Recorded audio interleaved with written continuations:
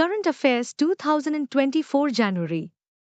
மத்திய பாதுகாப்பு அமைச்சர் ராஜ்நாத் சிங் தொடங்கி வைத்தார். உத்தரப்பிரதேசத்தின் பிருந்தாவனில் முதல் அனைத்து பெண்கள் சைனிக் பள்ளி. Union Defence Minister Rajnath Singh inaugurates the first all-girls Sainik School at Vrindavan, Uttar Pradesh.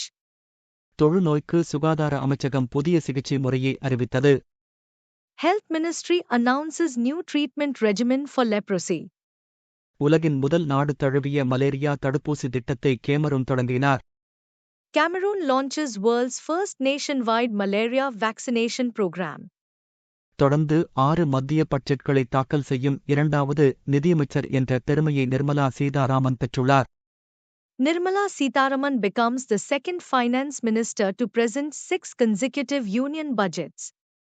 காஷ்மீரில் பயங்கரவாதத்தை புதுப்பிக்கும் பாகிஸ்தானின் முயற்சிகளை முறியடிக்க இந்திய ராணுவம் ஆபரேஷன் சர்வசக்தி தொடங்கியது. Indian Army launches Operation Sarvashakti to thwart Pak's attempts to revive terrorism in Kashmir.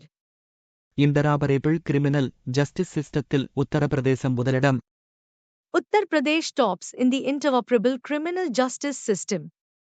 10வது உலகளாவிய உச்சி மாநாடு 2024 குஜராத்தில் நடைபெற்றது. The 10th Vibrant Gujarat Global Summit 2024, VGGS, was held. பேராசிரியர் பி.ஆர். காம்போஜுக்கு எம்.எஸ். சுவாமிநாதன் விருது. Professor B.R. Kamboj honored with the M.S. Swaminathan Award.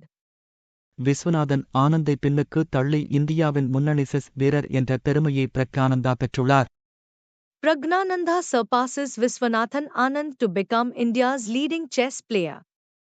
TNPSC புத்தகங்களை வாங்கிட 944252224332 என்ற வீடு எண்ணுக்கு வாட்ஸ்அப் பண்ணவும்.